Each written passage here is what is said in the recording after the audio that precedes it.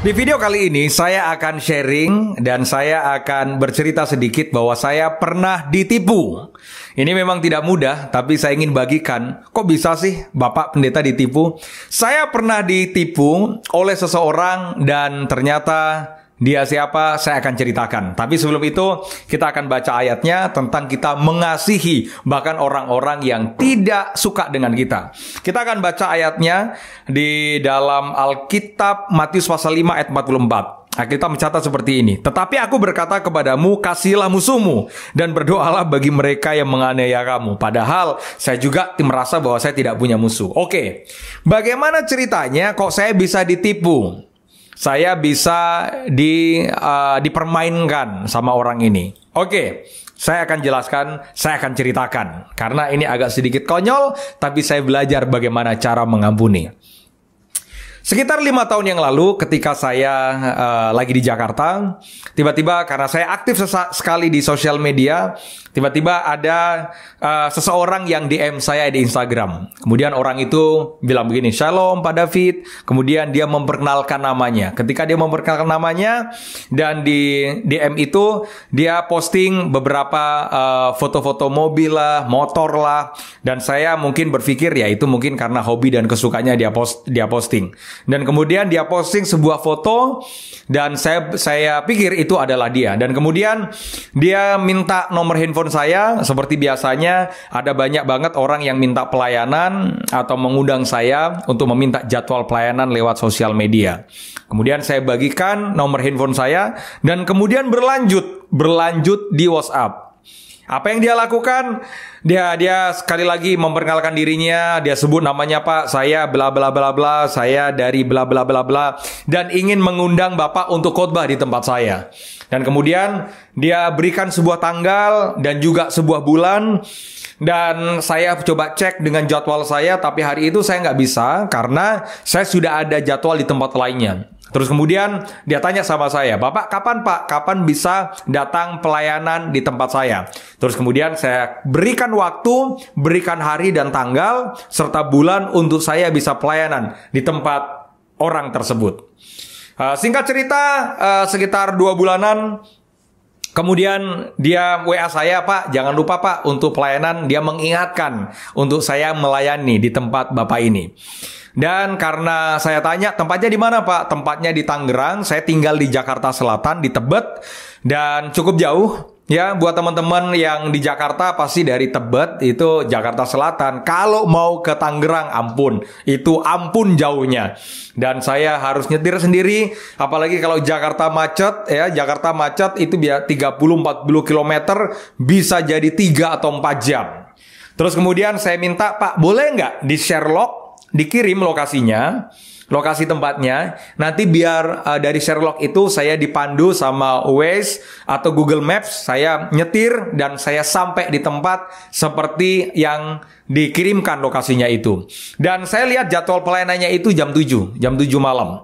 Maka saya dari jam 4 sore saya sudah siap-siap, sudah mandi, sudah rapi dan ambil mobil, saya jalan dari Tebet, Jakarta Selatan, saya nyetir itu ke Tangerang.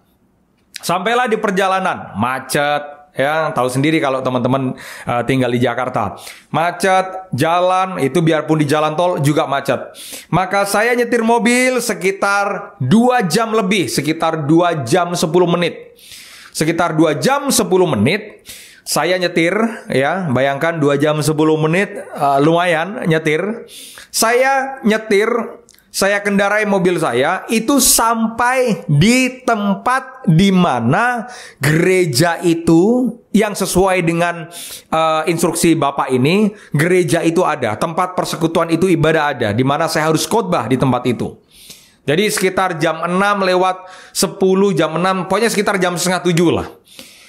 Setelah 2 jam lebih, ketika saya nyetir, saya sampai tepat di titik di mana Bapak itu dia kirimkan Sherlock tempat untuk saya berkhotbah di gerejanya. Tapi yang anehnya adalah ketika sudah sampai sekitar jam setengah 7, ternyata titik yang dia kirim itu saya sampai di lokasi kompleks ruko kosong yang ada di Tangerang. Ya saya mikir, waduh, kok kosong ya? Sepi sekali. Saya mikir, yang mana? Terus kemudian saya WA bapak ini, ternyata cuma centang. Oh, saya pikir ya mungkin dia masih sibuk. Nanti ya udah, saya terus kemudian cari tempat ngopi tidak jauh dari situ untuk saya menunggu supaya saya bisa dihubungi nanti sambil menunggu bapak itu hubungi saya. Mungkin karena lagi persiapan untuk ibadah dan yang lain-lain. Nah, tepat sekitar jam 7 mungkin kurang 5 menit saya cek kembali handphone saya, kok centang. Dan sekarang bukan hanya centang, tapi ternyata nomor saya diblok. Nah, itu yang buat saya bingung. Sudah nyetir 2 jam lebih, sekitar 2 jam setengah, sampai di tempat ruko kosong. Itu benar-benar ruko kosong. Sebelahnya ada sih yang terisi, itu kayak ada apa itu kalau nggak salah ada store ya, ada Indomaret atau apa gitu. Tapi sebelahnya semua kosong. Terus kemudian saya berusaha untuk cek, loh kok nomor saya diblok? Nah setelah nomor saya diblok, ya udah saya tunggu aja. Begitu saya tunggu tidak ada satupun yang menghubungi saya, bahkan sampai jam 7:30. Bayangkan. Apa yang saya lakukan? Kesel dong. Masa saya bilang puji Tuhan, terima kasih Tuhan sudah sampai di sini? Enggak. Saya kesel, saya marah hari itu. Saya marah kok sepertinya saya dipermainkan. Saya ini hamba Tuhan yang datang tulus melayani. Tapi kenapa saya telepon nomornya tidak aktif? Benar-benar diblok. Sampai akhirnya saya pulang kembali, nyetir lagi 2 jam lebih, sampai ke Tebet dalam keadaan saya marah, saya jengkel. Sampai kemudian saya bilang, siapa sih orang yang kerjain saya seperti ini?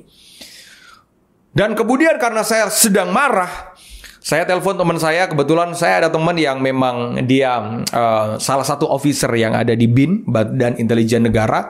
Kebetulan saya dekat dengan beberapa mereka yang ada di sana. Nah terus kemudian saya kirimkan nomor dari yang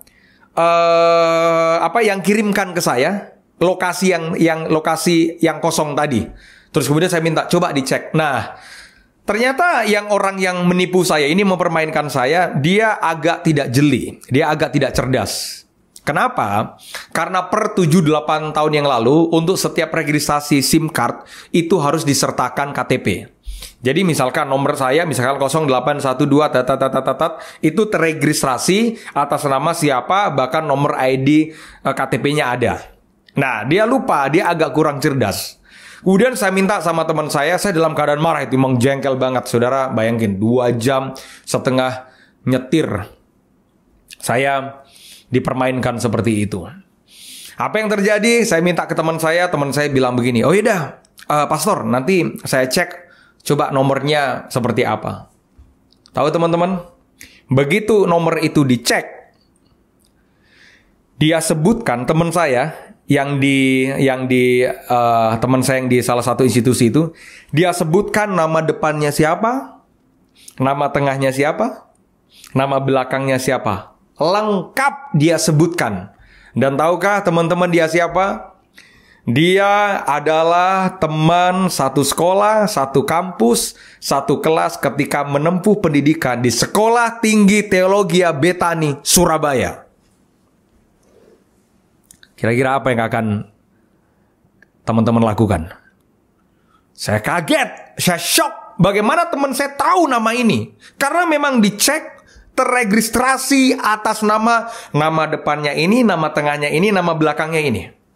Kira-kira apa yang akan teman-teman lakukan? Hari itu saya marah, benar-benar saya marah. Saya seperti dipermainkan. Saya sampai bilang gini, ini apa-apaan nih? Kok saya diginiin? Emang saya pernah buat apa? Dan hari itu 5 tahun yang lalu saya sedang on fire-nya melayani Tuhan, apalagi di sosial media. Teman-teman gereja bahkan undang saya untuk pelayanan. Tapi kenapa saya dipermainkan? Sampai saya tanya, saya salah apa sih sama dia? Saya benar-benar saya mau telepon teman-teman saya yang di sekolah teologi. Saya mau ngomong, carikan orang ini, saya mau pidanain. Ini udah penipuan. Tapi sebelum saya lakukan itu, tiba-tiba Tuhan tegur, sabar dulu, tenang, jangan marah. Saya kemudian minta nomor handphonenya yang lain ke sahabat saya, dan saya tidak langsung kontak. Dan kemudian saya biarkan. Hari itu saya benar-benar semarah. Itu kalau saya nggak bertobat, udah saya pukulin itu. Tapi kan kita nggak boleh begitu. Lagi-lagi Roh Kudus ajarkan ke saya, ingatkan mengasihi. Ya tapi kan dia salah begitu. Enggak, kamu mengasihi. Tapi kan dia buat begitu, kamu mengampuni. Tapi aku apa buat salah sama dia? Kesalahan apa yang aku buat? Sampai kemudian sekitar 1 bulan lebih. 1 bulan lebih. Benar-benar 1 bulan lebih itu saya tidak kontak dan tidak cari tahu. Dan ternyata saya tahu bahwa dia sudah ada di Surabaya. Apa yang saya lakukan? Saya tahu dari teman saya, bro, si ini udah di Surabaya. Ya kan, adalah kita ada grup kan, teman-teman yang grup itu beberapa teman-teman. Dan kemudian saya waktu itu bertepatan 2 bulan kemudian, sekitar 2 bulan, saya pelayanan di Surabaya. Saya masih ingat saya diundang pelayanan di gereja Betani di mana? Betani di Sumurwelut. Ya, itu pendetanya Pak Pendeta Filipus Edi. Saya diundang pelayanan di situ. Dan ketika setelah pelayanan, saya diberkati dengan kayak persembahan ini, diberkati persembahan. Dan saya sudah masukkan persembahan itu memang berkat, dikasih berkat pelayanan di tas saya. Tiba-tiba Tuhan ingatkan orang ini di Surabaya, bukan di Jakarta. Pada yang dia lakukan, ya mungkin dia waktu itu dia lagi di Jakarta atau apa gitu. Terus tiba-tiba Tuhan ingatkan saya, cari dia. Saya bilang, ini kan orang ini kan, maaf ya, kurang ajar banget nih Tuhan. Mau diapain? Mau didisiplinkan? Mau apa? Mau ditegur? Tiba-tiba Tuhan bilang, enggak. Kamu ketemu dia, ajak makan. Saya telepon, saya bilang, bro, apa kabar bro? Sehat bro, saya lagi ada di Surabaya. Padahal sebenarnya saya tahu, nama inilah yang mempermainkan saya dengan mengirimkan itu share lokasi yang palsu. Dan benar-benar tidak ada pelayanan. Saya telepon sahabat saya ini. Dan kemudian saya ajak makan. Dan tahukah teman-teman, ini hal yang paling buat saya agak susah, tapi saya belajar taat sama Tuhan. Dengan jelas banget, Tuhan itu dorong saya. Tuhan itu kayak ngomong sama saya. Kamu ambil persembahan itu, kamu berkati dia. Wow. Hal yang susah. Sementara saya lagi makan, saya harus berpura-pura gitu Tuhan. Lihat wajahnya, saya harus berpura-pura. Apa kabar bro? Gimana kabar istri? Gimana sehat semua bro? Saya harus berpura-pura begitu. Susah banget buat saya untuk berpura-pura. Saya makan tuh sampai saya makan, Tuhan, ini orang ini kurang ajar nih Tuhan. Dia udah permainkan saya Tuhan. Tapi sekali lagi Tuhan, enggak, kamu harus ampuni dia. Kasih berkat sama dia. Saya ambil itu amplop kayak persembahan yang diberikan gereja buat saya. Terus kemudian saya ambil persembahan itu, saya kasih, bro, ketika mau pulang bro, ada sedikit berkat, tolong bro ambil ya. Ya ini buat keluarga bro, tolong bro ambil. Jadi ya terima kasih bro. Dan saya pulang, beberapa hari berikutnya saya balik ke Jakarta. Setelah saya balik ke Jakarta, saya ngobrol-ngobrol lah sama teman tentang kejadian ini. Kemudian teman saya ini kenal sama dia. Dan kemudian teman itu ngomong sama dia bahwa sebenarnya saya sudah tahu siapa yang mempermainkan saya dengan mengirimkan lokasi palsu yang tidak ada pelayanan. Dan mungkin dia kayak merasa seperti apa, mungkin dia nggak enak, waduh mungkin dia merasa dia sudah berbuat jahat sama saya. Dia kirimkan tempat pelayanan palsu. Dan selang beberapa saat dia telepon, dia bilang dia minta maaf. Dan kemudian saya bilang, enggak bro, saya cuma bilang sama dia, ya saya nggak tahu, tapi Tuhan dorong saya untuk benar-benar mengasihi. Saya tidak menyimpan kepahitan sama bro, ayo kita jadi sahabat, ayo kita jadi saudara. Dan saya hari itu dia bilang, ya dia salah apalah segala, ya dia udah lakukan itulah. Ya niatnya ya bercanda yang keterlaluan. Tapi motif di belakangnya saya nggak tahu dan saya nggak perlu cari tahu. Dan puji Tuhan, saya nggak tahu bagaimana dia sama saya. Setelah kejadian itu yang saya tahu bahwa kita menjalin hubungan dengan baik. Dan saya belajar bahwa mengasihi bukan ketika kamu disakiti dan kemudian kamu harus mengampuni. Tapi ketika kamu tahu orang yang menyakiti itu dan orang itu tidak tahu bahwa kamu sudah tahu bahwa kamu disakiti, tapi kamu tetap mengampuni. Itu yang luar biasa. Bahkan tidak hanya itu, Tuhan dorong saya untuk memberkati.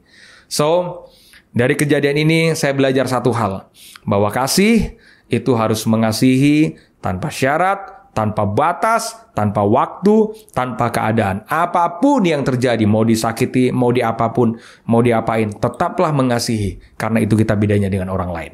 God bless you.